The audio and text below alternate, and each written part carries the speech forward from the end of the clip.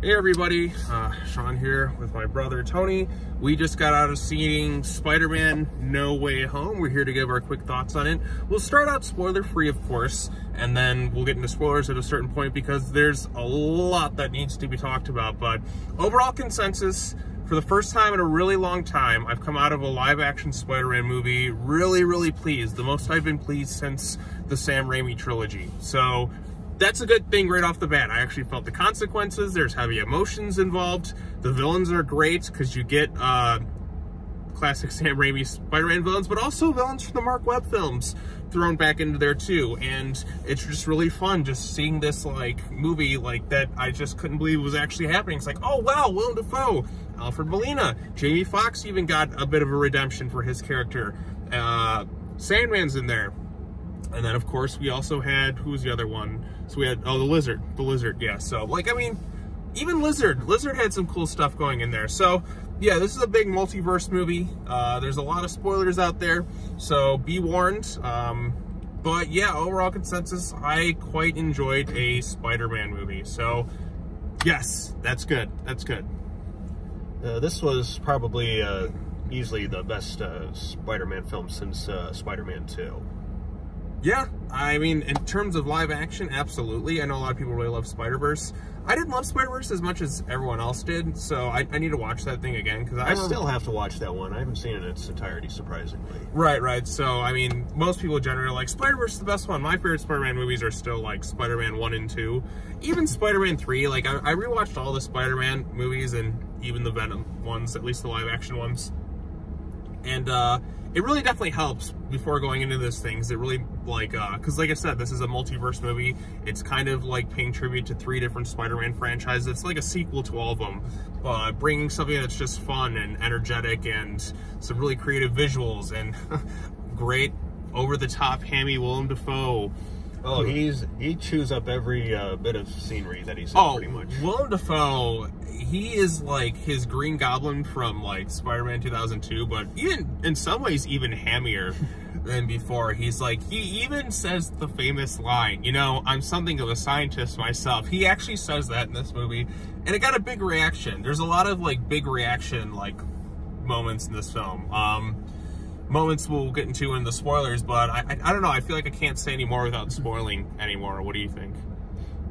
Probably not. Probably not. So this is your warning. We've rambled on for like 3 minutes, and but like I said, we really enjoyed the movie. I really enjoyed a Spider-Man movie, and that's very good because I did not like the last Spider-Man Far From Home movie. Like watching that, then watching this, it's like, wow, this one's just so much better in every conceivable way. So yeah. All right, full spoilers ahead. But the biggest reactions in this movie, at first it was like Andrew Garfield shows up. So yes, and then the biggest reaction, the loudest pop the theater went for, Tobey Maguire, the Chad himself, Bully Maguire shows up, and the whole theater went crazy. The best part about this movie, aside from Willem Dafoe's overacting, was of course seeing the 3 Spider-Man play off each other. Like those 3 had, they played off each other so well, and like it's kind of just like, it's almost like a fan fiction kind of come to life. It's like, man, I've always wanted to see the 3 Spider-Man interact with each other, and it was great. Like all 3 Spider-Man did such a tremendous job playing off each other. They got the humor down. Like they had conversations about like dealing with the different types of villains. We find out that like Tobey and Andrew's Spider-Man, they didn't really have the Avengers on their Earths. They made jokes about Tobey having the organic webbing, which the 2 of them were kind of jealous of. Andrew Garfield just is like, he felt kind of jealous because he didn't really have as much cool stuff to do, but he was great. And like there's like some really good acting from all 3 of them. Like Tom Holland, this is his best performance as Spider-Man yet. Yeah, it's like he finally became Spider-Man in this movie. Right, that's what this movie really felt like, because like the other ones, it was like people were like, look at little Iron Boy Jr. gonna cry now. But yeah, like, I mean, he was good in the other movies, but like, this is the first time I really felt him like in a Spider-Man movie, because Spider-Man, what made like the Raimi films and even like some good things in the Webb ones was like, you really felt the consequences in those films. This movie has a lot of consequences for Peter. Like, you really like feel really sad for him by the end of this thing. Well, Tom's Spider-Man, like Tobey and Andrews, they show up, they do their thing, and when they show up, it's great, but they're there to actually help them too. Like, there's like a really nice bit of redemption moment for some of them too. Like, For Andrew's Spider-Man in particular, he, like, god dang it, like, I want to see more movies with the three Spider-Man together because they played off each other so well. They were funny, and, like, they wanted to help villains. Like, that's one thing I liked about this. We actually get the great power, great responsibility line spoken from Aunt May, gives it to Tom Spider-Man, which makes me believe Uncle Ben does not exist in this universe at all in any capacity, or maybe he did, I don't know, there's no reference to him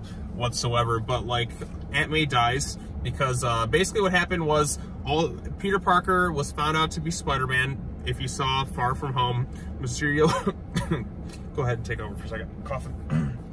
Basically, Mysterio revealed to the world at the end of Far From Home that Peter Parker was Spider-Man, and Spidey's life's been a living hell ever since. I mean, the movie literally starts where the previous film ended, and the immediate aftermath and reaction.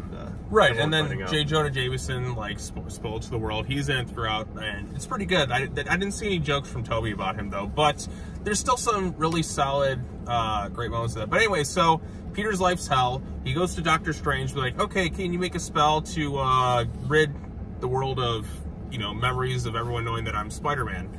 And then he's like, but wait, I want MJ to know. But wait, I want Ned to know. Wait, I want Happy Hogan and everything to know. Things get kind of messed up. Something goes wrong with the spell, brings in all these different villains from across the multiverse, people who know Peter Parker, Spider-Man. That's where Alfred Molina's Doc Ock comes in, and then you have Willem Dafoe. So hammy, but like initially Peter's trying to help these different villains, and he's pretty successful, but the Goblin half, like this one really plays with the Jekyll and Hyde thing, which even more so than the original Spider-Man I felt like did, because you feel like Norman has like his two halves, like there's the Norman Osborn, and then you have the Goblin maybe do it. And then yeah, like Willem Dafoe is so good in this movie. Like he is like full-blown menacing. He kills Aunt May, and he's like, Peter. He's doing his kick. I was laughing quite a bit with him, but like, you know, with the Goblin, like he's going to like flip in an instant. But even seeing other villains like Jamie Foxx get a second chance was great, way better than before. He gets a little bit of an upgrade. I've seen the different Spider-Man interact with him. Sandman and Doc Ock, he still keeps his redemption going on from Spider-Man 2, but like because of the damage to like the inhibitor chip, that's why he was still kind of in his angry state. And then, you know, Tom Spider-Man's able to help him. He's trying to like help reverse what was going on with the other different villains before they send him back so they could live again, because he doesn't want these people to die. But Doctor Strange is like, no, it's their fate. And then like chaos ensues. Then the Goblin basically gets unleashed, and they have to try and stop the different villains and stuff. And like I said, it's really entertaining. You feel the consequences for Tom's Spider-Man. And I guess at the end of this movie too, he has to like do a new spell with Doctor Strange, and basically what that entails is everyone's going to forget he's Spider-Man, including the ones who, you know, his loved ones. So all his friends are forgetting about him. Even Doctor Strange is going to be forgetting about him. And now Tom's Spider-Man is just kind of off on his own. And then all the different villains kind of go back to their various universes, but like cured of their different things. And even Norman, like it's kind of like they've all been given a second chance. Although one of the villains who didn't get pulled in was our beloved Topher Grace from, and like they did make jokes about the Rhino too. But like I said, there's a lot of fan service in this thing, a lot of references to the previous films. Like there is a chance for like Andrew's Spider-Man to redeem himself because he talks about losing Gwen Stacy, you know, in Amazing Spider-Man 2, and he gets a chance to redeem himself by saving Michelle Jones Watson or whatever, like Zendaya's character in there. So like, and he saves her, and then you get this moment because like Andrew Garfield's a really good actor, and you really feel like the sadness, but like also like he did it, like he was able to kind of like redeem himself in a way. Like he finally saved the person, like him saving MJ in this movie was like him saving Gwen. So I thought that was a really nice touching moment, some good acting from him, good humor spread throughout the film, like with the three Spider-Man. Did you have a favorite moment in the movie? Just the moment where they're on screen together for the first time, like in the spider costumes, like when they do the dramatic pose. Right, like that was pretty great. Loudest reaction though for Tobey Maguire. First it was Andrew, and everyone's like, oh yeah, Charlie Cox's Daredevil got a pretty big reaction. Yeah, he's in this too. I almost forgot. Yeah, I forgot too until just now. I'm like, oh, he was in it for like a minute. and then he's not in for the rest of the movie, which I'm kind of bummed. I wish he would have gotten like a little bit more screen time, like maybe he could have fought at the end. But it's cool to see Charlie Cox again. Vincent D'Onofrio's back as Kingpin on the Hawkeye show, and now Charlie Cox is there too. So we'll get to see all of them interact at some point, hopefully some more. Benedict Cumberbatch is still really good as Doctor Strange. Definitely has the comedy in that down. I just really want to see the 3 Spider-Man interact some more, because seeing them all play off each other, they were funny, they had the emotional beats down.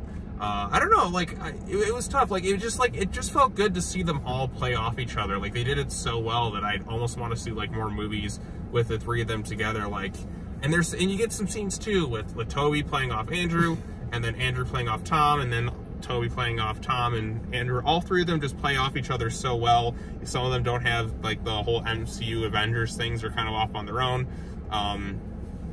Like I said, just some of my favorite scenes is just the 3 of them just kind of conversing with each other, and then, you know, playing off each other. And I think they kind of do a recreation of the infamous pointing Spider-Man memes at one point. Yeah, they kind of do that too. I'm curious to know if there's any more deleted scenes for this thing, because I really, like, it was really great to see all 3 Spider-Man together. Like, this felt like a movie that could unite all Spider-Man fans. So, yeah. Oh, also, there's 2 post-credit scenes, kind of like, there's one that showcases Venom, you know, Tom Hardy, because at the end of Venom Let There Be Carnage, it's him looking for Spider-Man, and then he ends up back in his universe again, but like a small fraction of the symbiote is still stuck here. And I'm kind of bummed, because I really want to see Tom Hardy's Venom interact with Tom Holland's Spider-Man at some point, because he talks about wanting to go to New York to interact with him. So hopefully at some point we will see those 2 cross over, and hopefully we will see the Toby and Andrew Spider-Man come back for more stuff, because seeing this, it's like, wow, like, that was really great to see them all together and just kind of give it another chance to play off each other. They play off each other so well, and it just feels so satisfying to see the 3 Spider-Man together in one big movie. So yeah, like, the crowd went crazy. Like, this is the most packed I've seen a theater since, like, Endgame. Like, we were in a packed showing too. So, but yeah, is there anything else you want to add to it? I'm not sure there's anything else to add. I know I kind of ramble a lot, but I mean, what do you, any other favorite bits or anything like that? Pretty much most of the movie. Yeah, I mean, the movie, I think it's a great Spider-Man movie. There's consequences, there's emotions, really damn good acting from all the different Spider-Men. The villains all are great too. Yeah, they interact well with each other. Yeah, too. The villains play off each other so well. It's great to see Doc Ock interact with Norman Osborn. Like, that was something we never really got in the Raimi films, and I thought that was cool to see. And then, like, even like Thomas Hayden Church's Sandman, like, you see how he's initially helpful, and then he's kind of switching things around. And there's a moment between him and Toby kind of at the end of the movie. He's like, "We're gonna get you home, Flint," and like, he's kind of like cured of his ailments. So, like I said, I really liked a lot of that stuff going on there, and even Doc Ock still like showcasing a bit of a heroic side, which great to see. So yeah, like, it was a very solid Spider-Man movie, and like, it just makes me want to see more with the 3 Spider-Man together. I don't know if this is the only time we'll ever see them interact again. Will we get Amazing Spider-Man 3 or perhaps a Spider-Man 4 with Tobey? I don't know. I'd really love to see it. I thought they all were great together, and yeah, like I said, this is a great movie for Spider-Man fans. So that's all I have to say. Anything else you want to add to it? But not really, no. Not really? Okay, well, if you've seen Spider-Man No Way Home, tell us your thoughts in the comments section down below. Be sure to like this video, share it with your friends, subscribe to the YouTube channel for more content.